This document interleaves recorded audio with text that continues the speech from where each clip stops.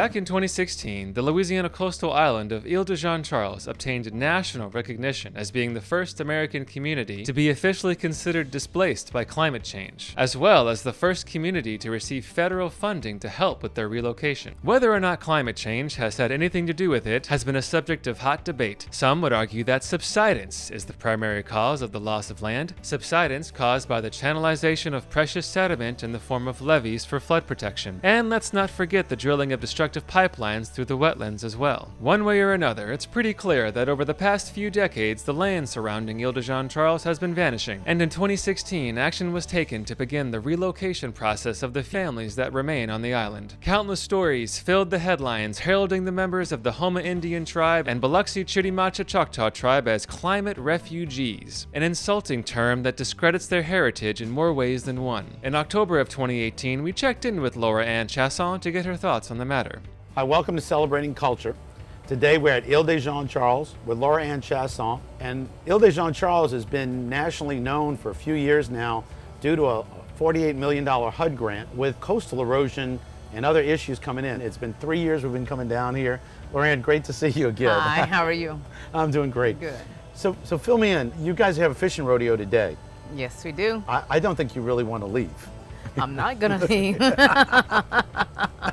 I'm not going nowhere. And the road coming in today had a little bit of water on it. We talked about this. Right. I read that it was 3 times a month that road was underwater. Oh no, that's false.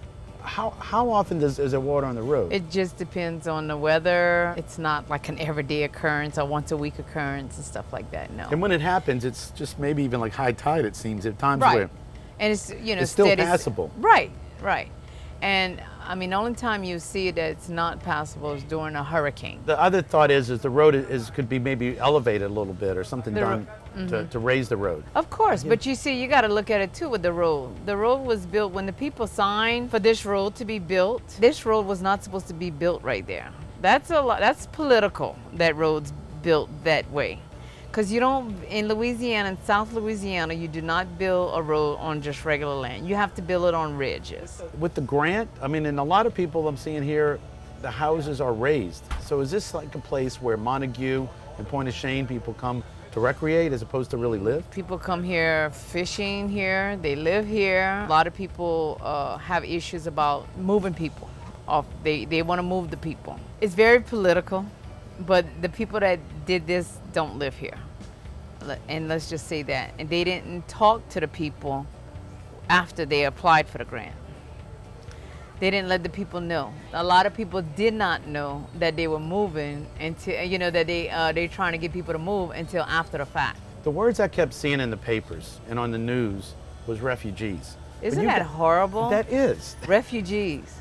I mean, what the hell? Why would you call Indian people that, say stuff like that toward our people? That's so derogatory.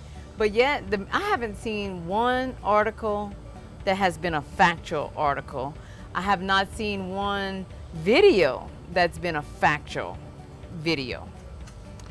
Not CNN. You would think CNN, New York Times, Washington Post, you would think these people would do their homework before they actually write something or interview them, but they don't. I was down in New Orleans and I'm thinking, when I saw the headlines, something's up. And that's when we met. It's been 3 years and you guys are still here and you're planning on being here for a while. Yeah. Unbelievable how it's been changed for what reality is. They romanticize it.